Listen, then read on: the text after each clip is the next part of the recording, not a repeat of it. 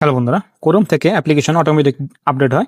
তো বন্ধুরা, ক্রোম থেকে অ্যাপ্লিকেশন অটোমেটিক আপডেট হয় এবং আপনারা দেখবেন প্লে স্টোর থেকে অ্যাপ্লিকেশন অটোমেটিক আপডেট হয়। তো আপনারা কিভাবে এই সমস্যার সমাধানটা করবেন, আজকের এই ভিডিওটি আপনারা সম্পূর্ণ দেখলে কিন্তু বুঝতে পারবেন। চলুন ভিডিও শুরু করা যাক। তো আপনাদের আমি প্রথমে ক্রোম যে অ্যাপ্লিকেশন আছে সেটা দিয়ে আপনাদের আমি দেখাচ্ছি। তো এখান থেকে আমি চলে যাচ্ছি ক্রোম অ্যাপ্লিকেশনের মধ্যে।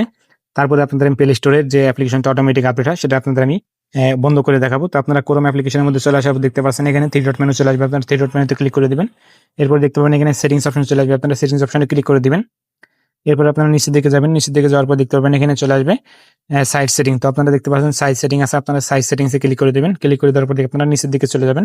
নিচের দিকে যাওয়ার পর দেখতে পাবেন এখানে চলে আসবে, দেখতে পাচ্ছেন নিচের দিকে চলে আসবে অটোমেটিকলি রিমুভ পারমিশন। দেখতে পাচ্ছেন অটোমেটিকলি রিমুভ পারমিশন। এটা যদি আপনাদের থাকে বন্ধ থাকে, আপনারা কি করবেন, এটা অন করে রাখবেন। অন করে রাখলে কি হবে, আপনাদের যে অ্যাপ্লিকেশন করে অটোমেটিক আপডেট হয় সেটা কিন্তু। এরপর আপনাদের একটা আমি অপশন দেখাচ্ছি, সেই অপশনটা আপনারা করার জন্য দেখতে পারবেন এখানে চলে আসবে। দেখতে পারবেন এখানে চলে আসবে অটোমেটিক ডাউনলোড। তো আপনারা দেখতে পাচ্ছেন অটোমেটিক ডাউনলোড, এখানে আপনারা ক্লিক করে দেবেন। ক্লিক করে দেওয়ার পর দেখতে পাচ্ছেন এখানে যে নিচেরটা আছে don't allow site to automatically, এটা আপনারা কি করবেন, দিয়ে রাখবেন।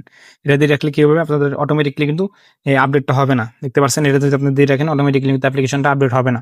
তো আপনারা ক্রোমের এই দুইটা অপশন আপনাদের আমি দেখালাম, দুইটা অপশন আপনারা বন্ধ করে রাখলে কিন্তু ক্রোম থেকে অটোমেটিক কিন্তু অ্যাপ্লিকেশনগুলো আপডেট হবে না। এরপর আপনাদের আমি একটা সেটিংস দেখাচ্ছি, সেটিংসে আপনারা করার জন্য চলে যাবেন আপনাদের ফোনের প্লে স্টোরে।